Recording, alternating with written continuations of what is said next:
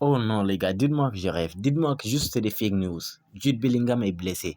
Les gars, mais soyons sérieux. Mais les gars, qu'est-ce qu'on va faire sans Jude Bellingham? Dites-moi. Qu'est-ce qu'on va faire? On va encore jouer avec Kroos et Modric et tout. Et ne pas avoir de la force au milieu de terrain. Ne pas avoir des joueurs qui vont presser comme Jude Bellingham. Mais les gars, juste dites-moi que c'est un rêve. Quand j'arrête ici la vidéo, dites-moi juste que c'est un rêve. Parce que là, j'arrive pas à y croire. On va faire quoi? Et c'est pas une blessure qui va lui coûter juste un match ou bien quelques jours. Hein. Il paraît que ça va lui coûter jusqu'à 3 semaines de compétition. 3 semaines de compétition, mais c'est énorme. Mais imaginez, c'est minimum, je pense, 5 matchs qu'il va rater. Et là, la Ligue des Champions qui reprend, les gars. La LDC revient. Mec, c'est un coup dur. C'est une catastrophe. Vraiment, ça, je m'y attendais carrément pas. Je m'y attendais pas. Jude Bellingham, un matin comme ça, on te dit Jude Bellingham est blessé. Franchement. Mais quand même, ça se comprend parce que le gars, il a joué tous les matchs possibles. Il est cuit. Il est juste cuit. Wallah, les gars. Le gars, sur les matchs, il joue 90 minutes sur 90 et il te fait des matchs de dingue. Il dépense tellement d'énergie dans les matchs, mais que c'est normal à la fin qu'il soit blessé. C'est normal qu'il se prenne une blessure quand même. C'est normal. Voilà, je comprends, mec. Et ça va être difficile pour nous parce que c'est notre meilleur joueur cette saison. Meilleur buteur du club, meilleur buteur de la Liga. Meilleur joueur sur tous les aspects de notre club. Il est meilleur joueur sur tous les aspects de notre club. Jude Bellingham a été le meilleur joueur pour nous sur ce championnat et tout, malgré qu'on ait des blessures et tout, malgré qu'on ait des manquements, mais quand même, Jude Bellingham, il y a personne qui fait mieux. C'est déjà meilleur buteur, alors que c'est un milieu de terrain de base. Il n'est pas un attaquant. C'est un milieu de terrain. On a des Vinicius et Rodrigo à côté qui n'arrivent pas à marquer autant de buts que lui. Donc, vous voyez la dinguerie.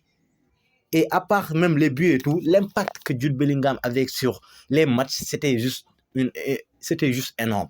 Son volume de jeu, j'arrive même pas, je peux même pas qualifier ça. C'est juste énorme. Jude Bellingham te fait des pressings de malade. Il est là toujours à défendre. Quand il s'agit d'attaquer, il est là. Quand il s'agit de faire des passes décisives, il est là. Quand il s'agit de commencer des actions, il est là. De terminer les actions, il est là. Quand il s'agit de faire des duels aériens, il est là. Il part au duel aérien, que ça soit des duels à terre, il est là. Le gars, il est partout. Et un tel joueur comme ça, il n'y en a pas 1000 au Real, il n'y en a pas 10, il n'y en a pas 5. À part Fede Valverde qui a aussi un énorme volume de jeu. Un volume de jeu qui est tellement incroyable aussi. Il n'y en a pas d'autres. Je ne vois pas quelqu'un d'autre qui a un volume de jeu qu'on voit partout sur le terrain. Un jour qu'on voit partout sur le terrain, à n'importe quel moment du match, durant tout le match, on le voit partout. C'est juste Jude Bellingham et Fede Valverde. Il n'y en a pas d'autres. Vous allez me dire, il y a les autres joueurs qui sont bons et tout. Ouais, il y a d'autres joueurs, mais ils ont l'impact que sur leur zone. C'est le cas, tu vois. Je vais te donner un exemple. Tu vois, Mini, par exemple. Il est tellement bon, il est tellement excellent au milieu de terrain, mais c'est au milieu de terrain.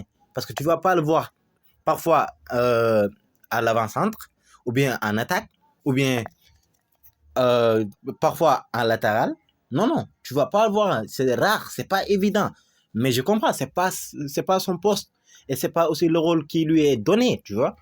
Mais quand même, Jude Bellingham, son rôle n'est pas de défendre en latéral, son rôle n'est pas d'être dans l'axe, mais tu le vois partout. Valverde, son rôle n'est pas d'être en attaque et tout, mais tu le vois partout sur le terrain. Donc c'est ça, il y a des joueurs qui sont généreux en termes d'énergie. Ils sont tellement généreux, ils fournissent beaucoup d'énergie. Et c'est le cas de Jude Bellingham. Et malheureusement, on vient de le perdre à quelques jours d'un match de Ligue des Champions.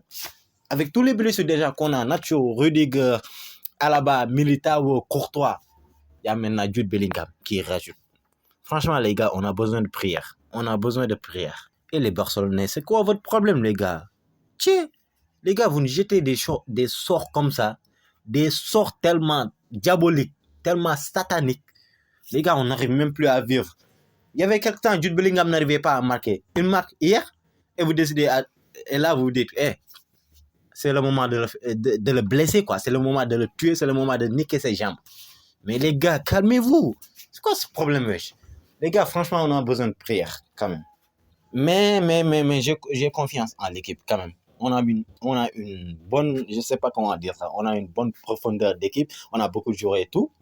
Et ça, je pense que ça peut pallier la blessure de Jude Bellingham. On a Modric, Kroos, Kamavinga, Arda Güler et ça va, tu vois. Ça va libérer un peu d'espace pour donner de la chance aux autres joueurs. Par exemple, Arda Güler, il peut en profiter pour gagner plus de temps de jeu et tout. Mais franchement, les gars, là c'est chaud. Là c'est chaud. Mais quand même, j'ai confiance.